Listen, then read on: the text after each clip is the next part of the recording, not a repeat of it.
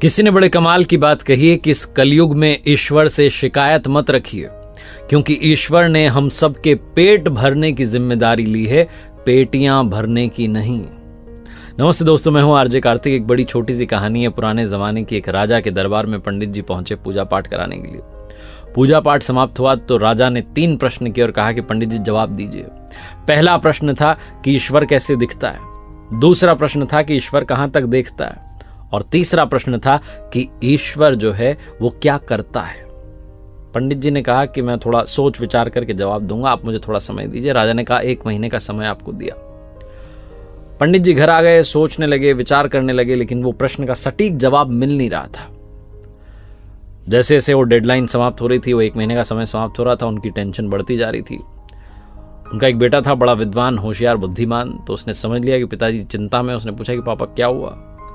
तो बताया पंडित जी ने कि राजा ने 3 प्रश्न किए हैं और उनका जवाब मांगा। उसको लगता है कि मैं जवाब दे दूंगा। तो पूछा पंडित जी के बेटे ने कि बताइए क्या प्रश्न है। तो उन्होंने बता दिया कि ईश्वर जो है वो कैसे दिखाई देगा, कहां तक वो देखता है और ईश्वर करता क्या है। तो पंडित जी के बेटे ने कहा कि बस इतनी सी बात है, मुझे आप लेके चलिए 1 महीना समाप्त होने पर, मैं राजा को 3 प्रश्नों के सही जवाब दूंगा। तो पंडित जी ने कहा मुझे तो बताओ। तो पंडित जी के बेटे ने कहा नहीं, आपको भी वहीं पता चलेगा, आप चलो मेरे साथ। 1 महीना समाप्त हुआ, दोनों पहुंचे दरबार में। तो राजा ने पूछा कि हाँ जी पंडित जी जवाब दीजिए। तो पंडित जी ने कहा कि मैं जवाब नहीं दूंगा, मैं अपने बेटे को साथ में लाया हूं, बड़ा बुद्धिमान है, आपके सारे प्रश्नों के सही जवाब देगा। तो राजा ने कहा पंडित जी के बेटे से कि बताओ बेटा क्या जवाब है पहले प्रश्न का, ईश्वर जो है वो कैसे दिखता है। तो पंडित जी के बेटे ने कहा कि गजब करते हैं आप महाराज, इतने बड़े महाराज हैं और आपके यहाँ अतिथि आया, उसका आपने आदर सत्कार नहीं किया, पानी नहीं पिलाया, कुछ आपने जलपान की व्यवस्था नहीं की और सीधा प्रश्न पूछ लिया। राजा को शर्म आई, तुरंत जो है दूध के गिलास मंगवाए गए। दूध का गिलास आया तो पंडित जी के बेटे ने उसमें उंगली डाल करके देखना शुरू किया और दूध को बाहर निकाल करके देखना शुरू किया। थोड़ी देर तो चलता रहा, फिर राजा ने पूछा कि कर क्या रहे हो।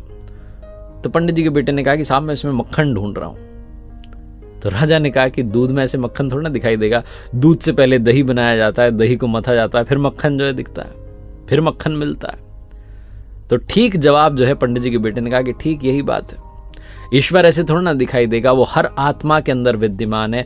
हर आत्मा में, हर जीव में जो आत्मा है उसमें परमात्मा रहता है, लेकिन पहले आपको नियमों का पालन करना होगा, ध्यान करना होगा, अभ्यास करना होगा, उन्हें प्रसन्न करना होगा, फिर वो आपको दिखाई देंगे। राजा जवाब से बड़ा खुश हुआ। उसने कहा ठीक है, दूसरे प्रश्न का जवाब दो कि भगवान जो है, ईश्वर जो है कहां तक देखता है। पंडित जी के बेटे ने कहा कि आप एक मोमबत्ती मंगाइए। मोमबत्ती मंगाई गई, फिर मोमबत्ती को जलाया गया। तो पंडित जी के बेटे ने पूछा कि राजा ने ये बताइए कि इसकी रोशनी कहां तक जा रही है। तो राजा ने कहा कि चारों तरफ जा रही है। तो पंडित जी के बेटे ने कहा बिल्कुल, भगवान भी चारों तरफ देखता है, चारों तरफ उनका प्रकाश विद्यमान है। ये मत सोचो कि हमारे कर्मों का हिसाब उनके पास नहीं, उनके पास हर कर्म का हिसाब है।